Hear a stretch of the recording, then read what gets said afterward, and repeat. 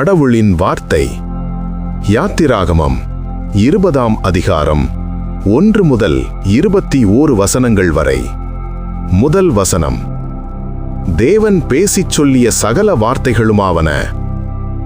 2ஆம் வசனம். உன்னை அடிமைத்தன வீடாகிய எகிப்து தேசத்திலிருந்து புறப்பட பண்ணின உன் தேவனாகிய கர்த்தர் நானே. 3ஆம் வசனம். என்னையன்றி உனக்கு வேறே தேவர்கள் உண்டாயிருக்க வேண்டாம். 4ஆம் வசனம். மேலே வானத்திலும் கீழே பூமியிலும் பூமியின் கீழ் தண்ணீரிலும் உண்டாயிருக்கிறவைகளுக்கு ஒப்பான ஒரு சொரூபத்தையாகிலும் யாதொரு விக்கிரகத்தையாகிலும் நீ உனக்கு உண்டாக்க வேண்டாம். 5ஆம் வசனம். நீ அவைகளை நமஸ்கரிக்கவும் சேவிக்கவும் வேண்டாம்.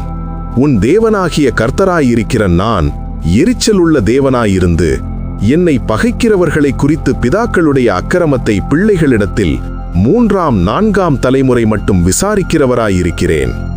6ஆம் வசனம். என்னிடத்தில் அன்பு கூர்ந்து என் கற்பனைகளை கைக்கொள்ளுகிறவர்களுக்கோ 1000 தலைமுறை மட்டும் இரக்கம் செய்கிறவராயிருக்கிறேன். 7ஆம் வசனம்.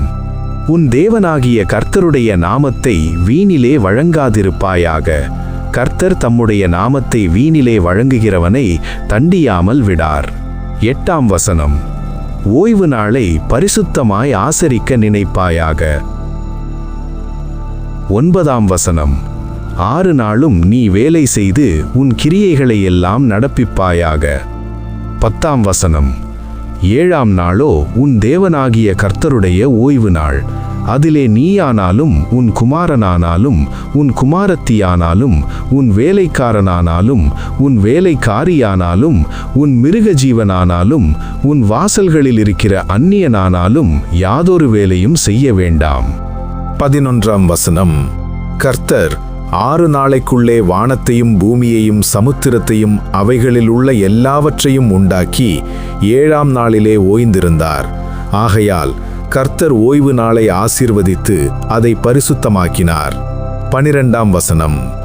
உன் தேவனாகிய கர்த்தர் உனக்கு கொடுக்கிற தேசத்திலே உன் நாட்கள் நீடித்திருப்பதற்கு உன் தகப்பனையும் உன் தாயையும் கனம் பண்ணுவாயாக. 13ஆம் வசனம். கொலை செய்யாதிருப்பாயாக, விபசாரம் செய்யாதிருப்பாயாக, களவு செய்யாதிருப்பாயாக, பிறனுக்கு விரோதமாக பொய்ச்சாட்சி சொல்லாதிருப்பாயாக.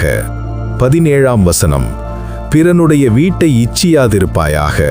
பிறனுடைய மனைவியையும் அவனுடைய வேலைக்காரனையும் அவனுடைய வேலைக்காரியையும் அவனுடைய எருதையும் அவனுடைய கழுதையையும் பின்னும் பிறனுக்குள்ள யாதொன்றையும் இச்சியாதிருப்பாயாக என்றார். 18ஆம் வசனம். ஜனங்கள் எல்லாரும் இடிமுழக்கங்களையும் மின்னல்களையும் எக்காளச் சத்தத்தையும் மலை புகைகிறதையும் கண்டார்கள். அதை கண்டு ஜனங்கள் பின்வாங்கி தூரத்திலே நின்று 19ஆம் வசனம். மோசேயை நோக்கி, நீர் எங்களோடே பேசும், நாங்கள் கேட்போம். தேவன் எங்களோடே பேசாதிருப்பாராக, பேசினால் நாங்கள் செத்துப்போவோம் என்றார்கள். 20ஆம் வசனம். மோசே ஜனங்களை நோக்கி, பயப்படாதிருங்கள்.